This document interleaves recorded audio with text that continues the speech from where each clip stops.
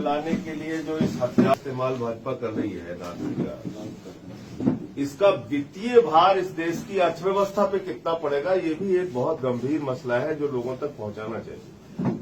आज देश की जीडीपी 3.5% पहुंच गई, अशिक्षा बढ़ रही है, बेरोजगारी 45 वर्षों में सबसे ज्यादा हो गई, देश के अंदर व्यापार चौपट हो रहा है, आर्थिक मंदी की स्थिति में हम लोग पहुंच चुके हैं, 10.5 लाख करोड़ रुपए बैंकों का एनपीए है। और ऐसे समय में जबकि देश की अर्थव्यवस्था पूरी तरीके से चौपट हो चुकी है, एनआरसी के आर्थिक पक्ष क्या है वो भी जानना जरूरी है।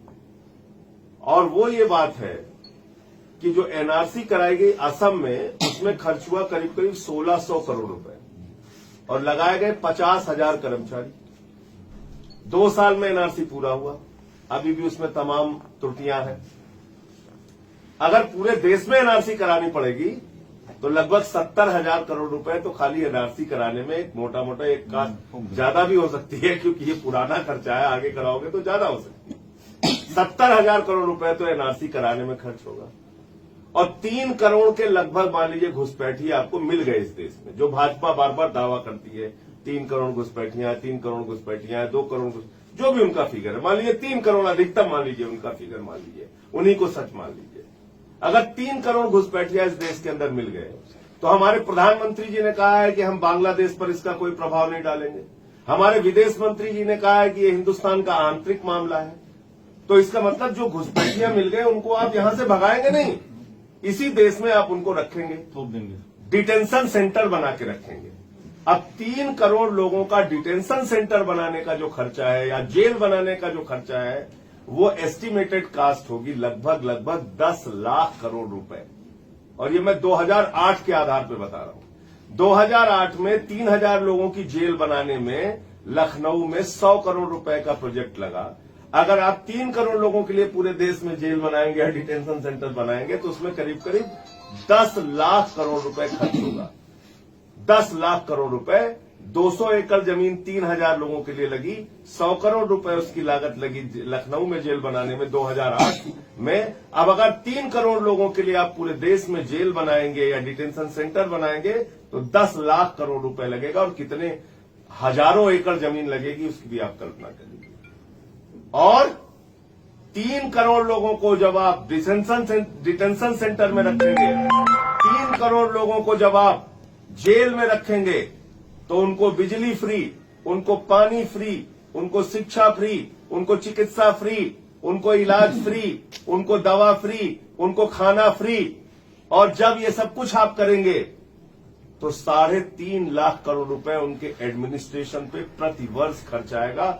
उनको जेलों में रखने में या डिटेंशन सेंटर में रखने में 3.5 लाख करोड़ रुपए लगेगा। तो हम किस सनक की ओर बढ़ रहे हैं? इस नफरत की राजनीति से हमें हासिल क्या होगा? अगर देश की अर्थव्यवस्था का 3.5 लाख करोड़ रुपए, देश के बजट का 3.5 लाख करोड़ रुपए सिर्फ 3 करोड़ घुसपैठियों को पालने में, खिलाने में खर्च हो जाएगा, तो सोचिए आपके बच्चों का क्या होगा? आपके स्कूल, कॉलेज, अस्पताल कैसे बनेंगे? आपकी सड़कें कैसे बनेंगी? किसानों का कर्जा कैसे माफ होगा? आपकी तरक्की कैसे होगी? जरा इसके बारे में भी कभी किसी ने सोचा है? इसके बारे में भी हमको गंभीरता से सोचना चाहिए। देश किस ओर जा रहा है? हम अपनी नफरत की राजनीति में अपना कितना नुकसान करने के लिए तैयार है, अपनी कितनी बर्बादी की दास्तान लिखने को तैयार है? मुझे तो समझ में नहीं आ रहा ये किस पागलपन की ओर हम लोग बढ़ रहे हैं। 3 करोड़ लोगों को हम इस देश में पाल के खिलाएंगे, 3 करोड़ लोगों को हम जेल बना के उनको रखेंगे, हर साल का हम 4 लाख करोड़ रुपए उनके ऊपर खर्च करेंगे, 10 लाख करोड़ रुपए हम उनके लिए जेल बनाने में खर्च करेंगे। हम करना क्या चाहते हैं? हमें किसान के, अरे भाई इस वक्त जरूरत है आपको किसान की चिंता करने की, नौजवान को रोजगार देने की चिंता करने की।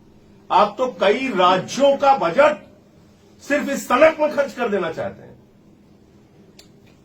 और इसमें जाएंगे सब, क्योंकि गृह मंत्री अमित शाह ने साफ तौर पे कहा है आधार कार्ड और वोटर आईडी कार्ड नहीं चलेगा, जिसके पास भी कागज नहीं होगा उसको देश से बाहर निकाला जाएगा। यानी जो गरीब आदमी है, दलित है, पिछड़ा है, आदिवासी है, मजदूर है, अलग अलग राज्यों से आने वाले प्रवासी हैं, उनका ना अपने राज्य में कोई प्रमाण है, ना यहां पर कोई प्रमाण है। 1971 के पहले प्रमाण कहां से लाएगा आदमी?